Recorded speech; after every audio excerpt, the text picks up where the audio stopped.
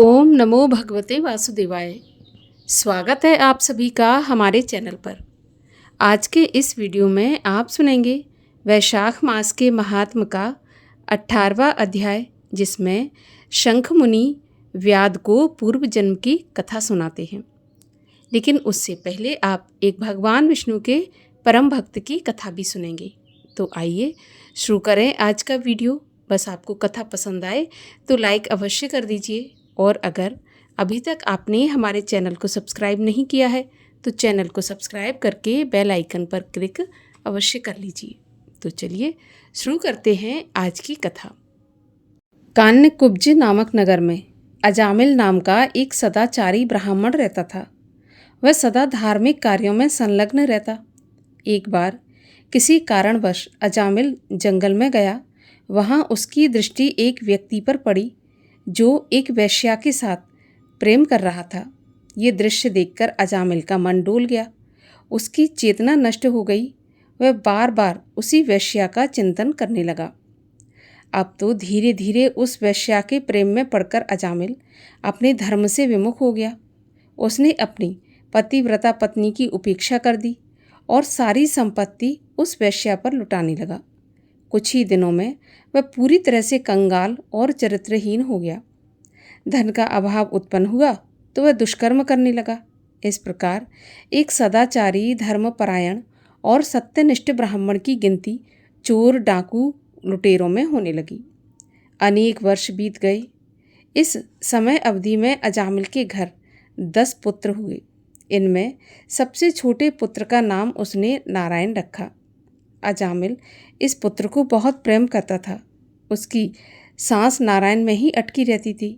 अंत समय में भी उसने नारायण नारायण पुकारते हुए प्राण त्यागे।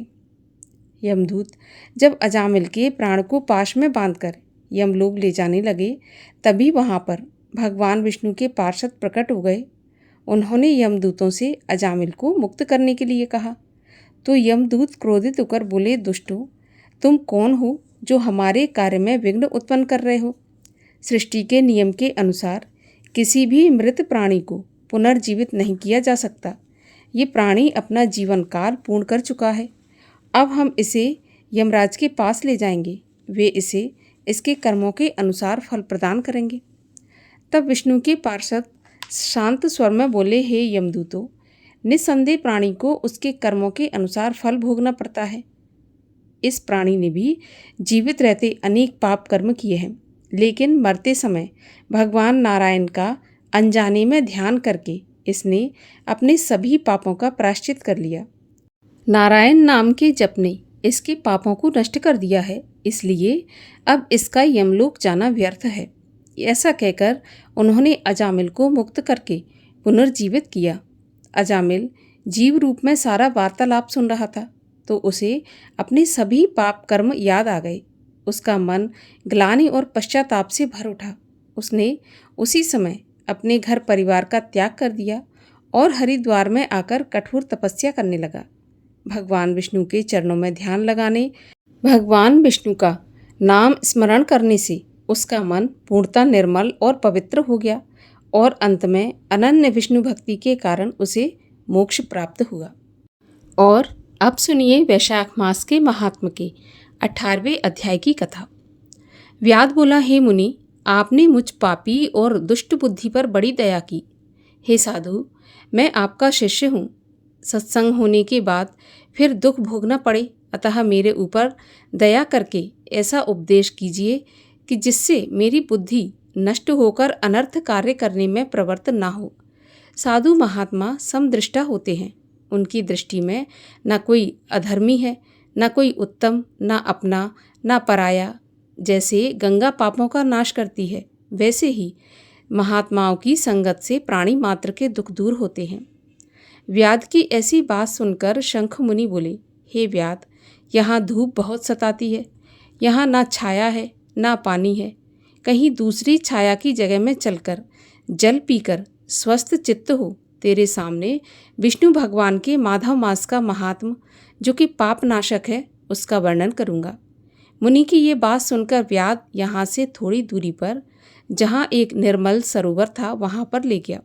जहाँ पर फलों के भार से वृक्ष झुक रहे थे। जल के जीव बगुला, राजहंस, चकवा, चकवी, हंस, सारस, क्रोंच चारों ओर डोल रहे हैं। मगरमच्छ, कछुआ आदि सरोवर में शोभा दे रहे हैं। कुमुदनी, कोकनद, उत्पल, कलहार, पुंडरीक, शतपत्र आदि अनेक प्रकार के कमल शोभा दे रहे हैं। भौरे गुंजार कर रहे हैं, पक्षी कलरव कर रहे हैं।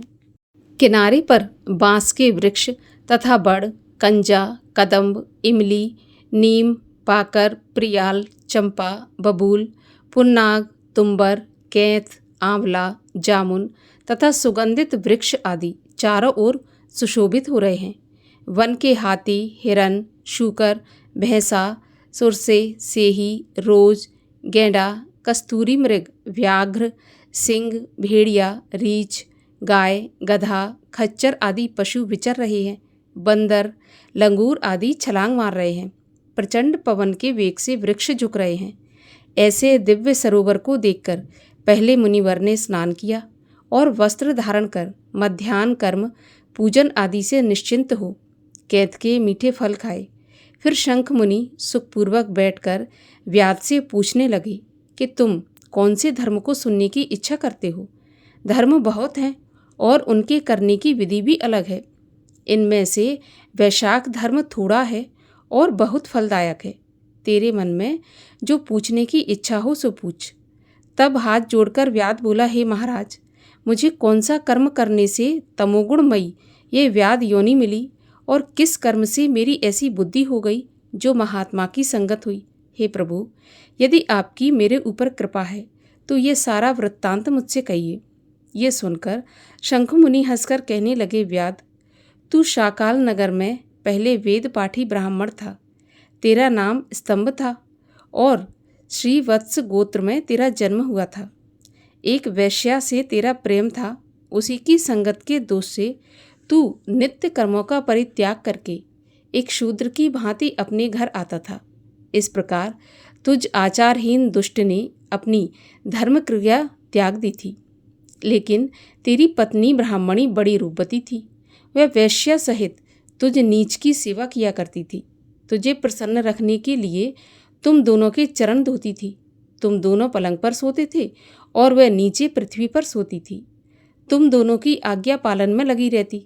इस प्रकार पति धर्म का पालन करते हुए महान दुख भोगते हुए उसे बहुत समय व्यतीत हो गया। एक दिन तूने भैंस का दूध और मूली खाई और शूद्रों के भक्षण करने की वस्तु निष्पात और तिल भी खाए। इस अपथ्य भोजन से तुझे दस्त और वमन होने लगी। दारुण भगंदर रोग हो गया जिससे घोर वेदना होने लगी। जब तक घर में धन रहा तब तक वह वैश्या भी तेरे पास रही। फिर तुझे रोगग्रस्त देख तेरा सब धन लेकर वह घर छोड़कर अन्य किसी के पास चली गई। तब तुझे उससे घोर घृणा उत्पन्न हुई।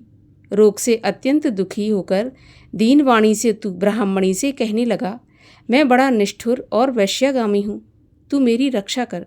हे सुंदरी, मुझ पापी ने तेरा कुछ भी उपकार नहीं किया है।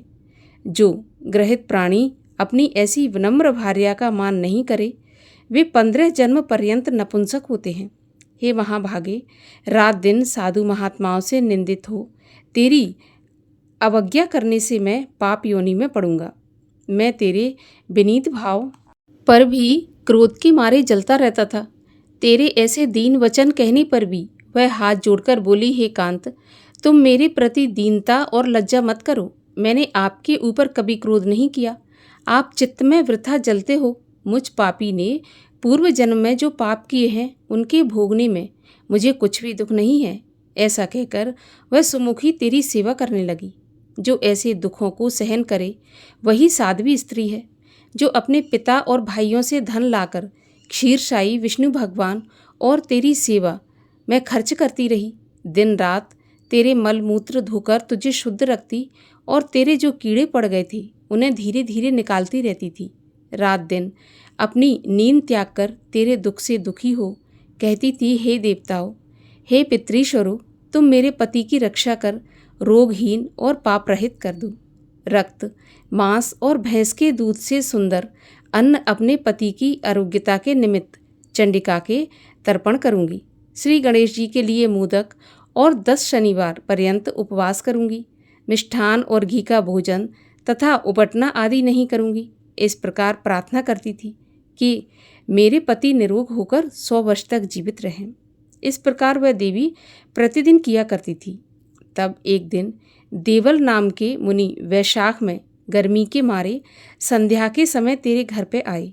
तब तेरी स्त्री ने रोगनाशक वैद्य समझकर उनके चरण धोकर जल सिर पर छिड़क लिया और गर्मी से व्याकुल महात्मा को तेरी आज्ञा लेकर शरबत पिलाया, जिससे उसको शांति मिली। दिन निकलने पर वह मुनि जैसे आए वैसे ही चले गए। थोड़े दिन तुझे सन्निपात हो गया, तब तेरी स्त्री ने तुझे त्रिकुटा पिलाया तो तूने उसकी उंगली काट ली और तेरी दंती भिज गई। उसी की कोमल उंगली का टुकड़ा तेरे मुख में रह गया और तेरी मृत्यु हो गई। तू अपनी सुंदर शैया पर उसी वैश्या का ध्यान करता हुआ मर गया। तेरी रूपवती स्त्री तुझे मरा हुआ जानकर अपना कंकण बेचकर बहुत सा ईंधन लाई, बड़ी सी चिता बनाई और बीच में तुझे रख तेरे सब अंगों को अपने अंग मिलाकर व आत्मा को सन्निवेशित कर तेरे रोग पीड़ित शरीर का अग्नि संस्कार करती हुई अपने को भी अग्नि में जला दिया। वह शरीर त्याग पति का आलिंगन कर तत्काल विष्णु लोक को चली गई। वैशाख में पानी का दान करने से और चरण धोकर जल सिर पर छिड़कने से योगियों जैसी दुर्लभ गति उसे मिल गई और तुझे समस्त पापों से छूटने पर भी अंतकाल में वैश्या का स्मरण करने के कारण देह त्यागने पर घोर व्याध का जन्म मिला। तुझे सदा हिंसा प्यारी है और तेरे चित्त में सदा उद्वेग रहता है। तूने वैशाख में शरबत पान कराने की जो आज्ञा दी, उसी से तेरी ऐसी सद्बुद्धि हुई और मुनि के चरण धोने से जल को मस्तक पर छिड़कने से तुझे सत्संगत प्राप्त हुई, जिससे तूने संपूर्ण सुखों के हेतु धर्म पूछे। सो तेरे पूर्व जन्म के किए हुए सब कर्म कहे। मैंने तेरे द्वारा किए गए पाप और पुण्य अपनी दिव्य दृष्टि से देखे हैं, जो सब तुझे बता दिए। और अब जो कुछ तुझे गुप्त वार्ता पूछनी है वह तू पूछ, तेरा चित्त शुद्ध हो जाएगा। हे महामते, तेरा कल्याण हो। यहाँ पर 18वां अध्याय समाप्त होता है। इसके आगे की कथा आप सुनेंगे कल के वीडियो में। और अब सुनिए सीता माता के नितनेम की कथा। ये कहानी सीता माता कहती थी और श्री राम इसे सुना करते थे।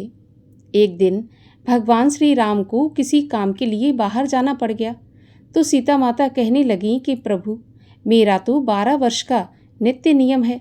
अब आप बाहर जाएंगे तो मैं अपनी कथा किसे सुनाऊंगी।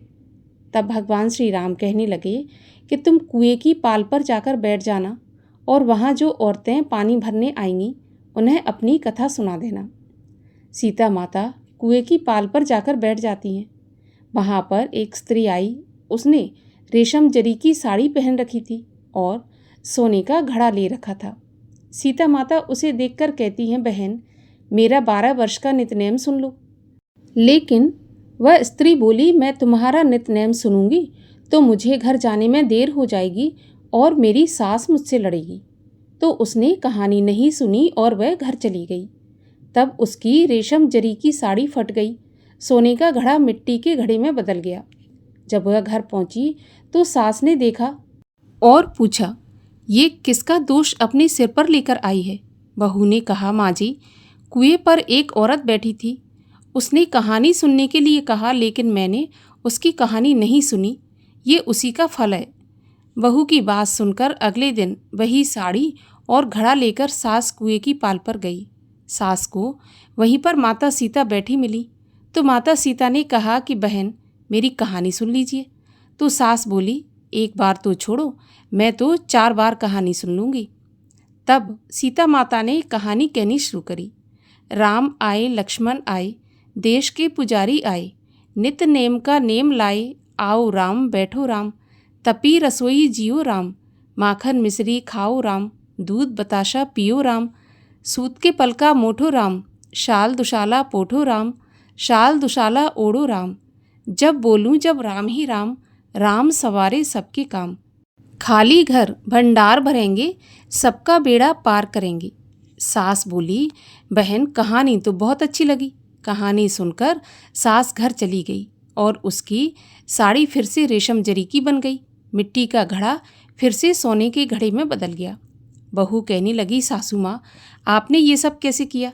तो सास कहने लगी, बहू, तू दोष लगाकर आई थी और मैं दोष उतार कर आ रही हूँ। बहू ने फिर पूछा कि वह कुएं वाली स्त्री कौन है?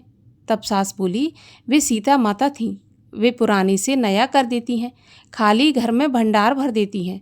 वे लक्ष्मी जी का वास घर में कर देती हैं। आदमी की जो भी इच्छा हो उसे पूरा करती हैं। बहू बोली, ऐसी कहानी मुझे भी सुना दो। तो सास बोली, ठीक है, तुम भी सुनो। और सास ने कहानी कहनी शुरू कर दी। राम आए, लक्ष्मण आए, देश के पुजारी आए, नित नेम का नेम लाए। आओ राम, बैठो राम, तपी रसोई जियो राम। माखन मिश्री खाओ राम, दूध बताशा पियो राम।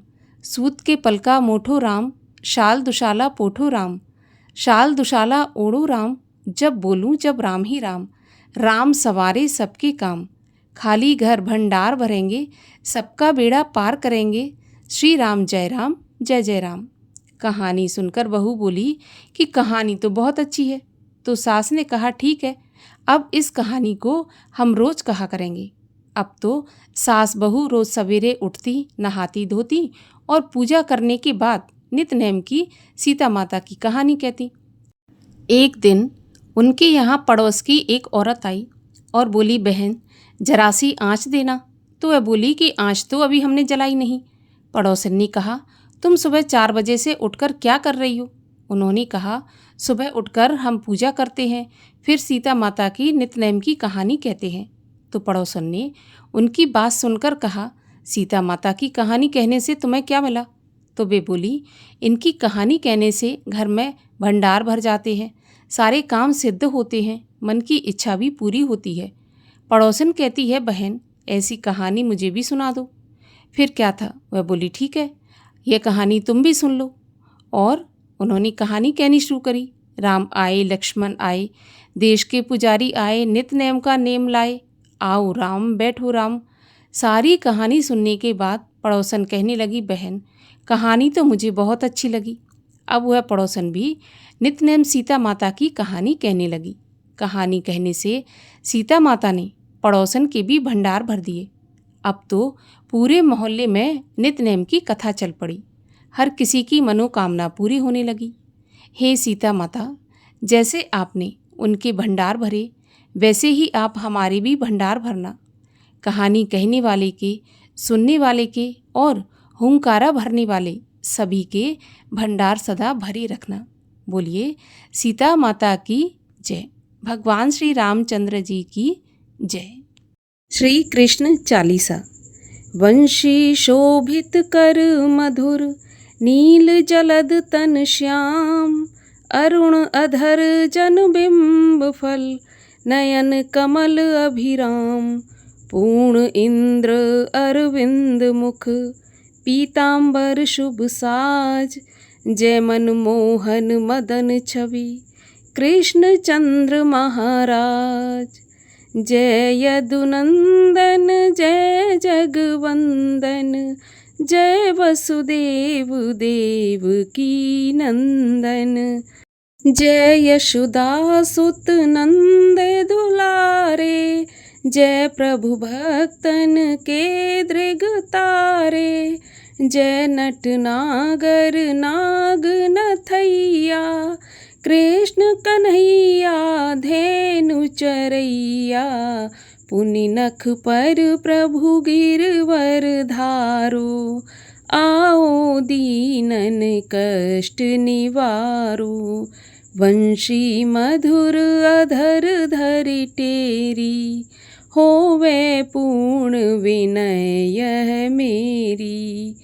आओ हर पुनि माखन चाखो, आज लाज भारत की राखो।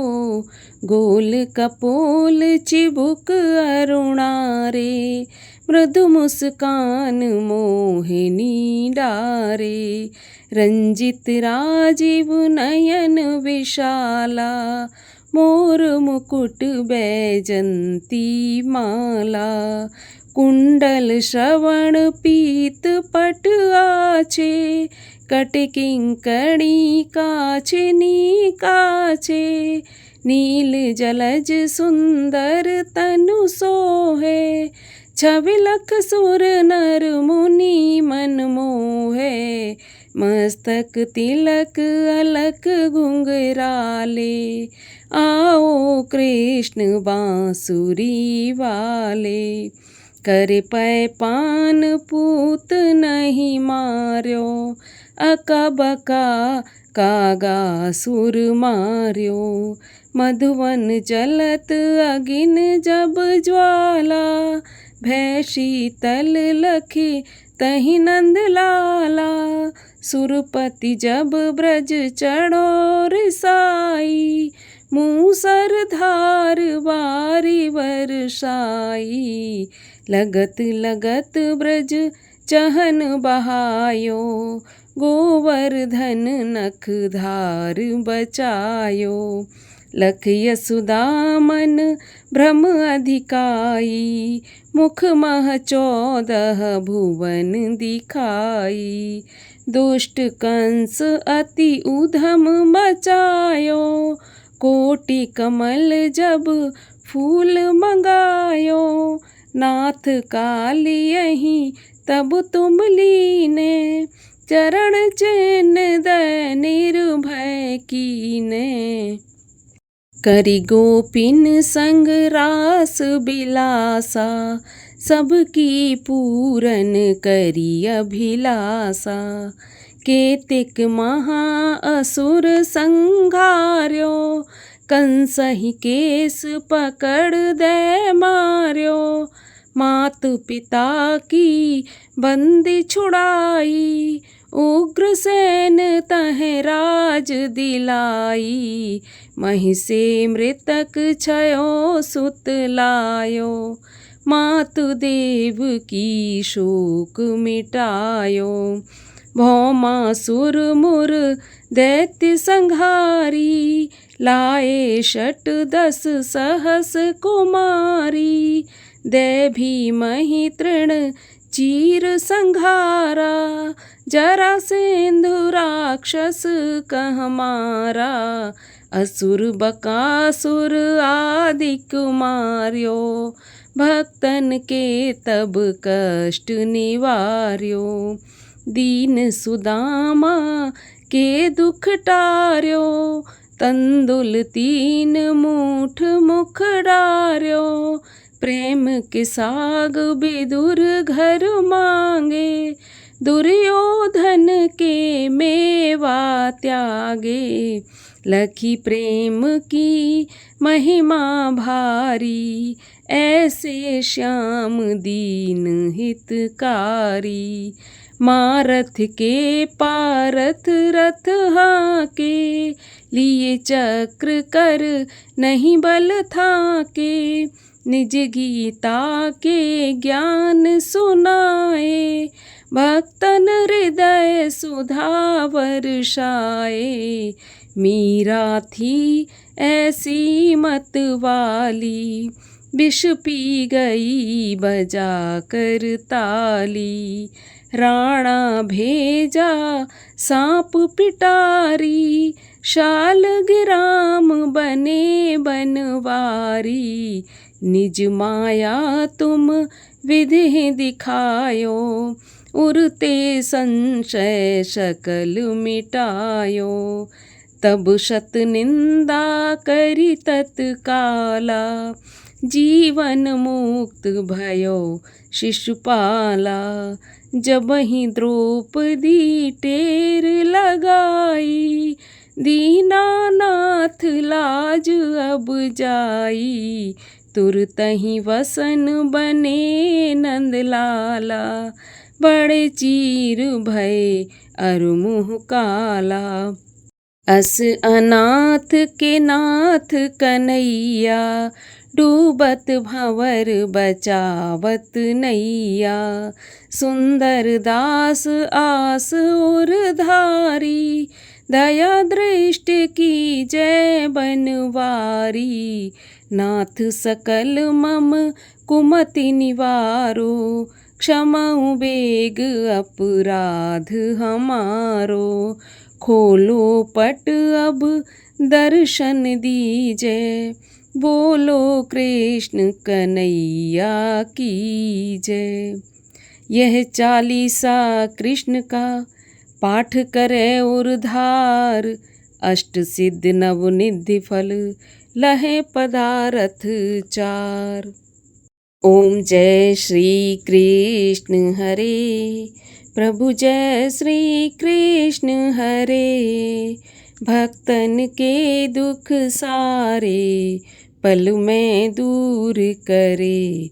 ओम जय श्री कृष्ण हरे, परमानंद मुरारी मोहन गिरधारी, जय रस रास बिहारी, जय जय गिरधारी।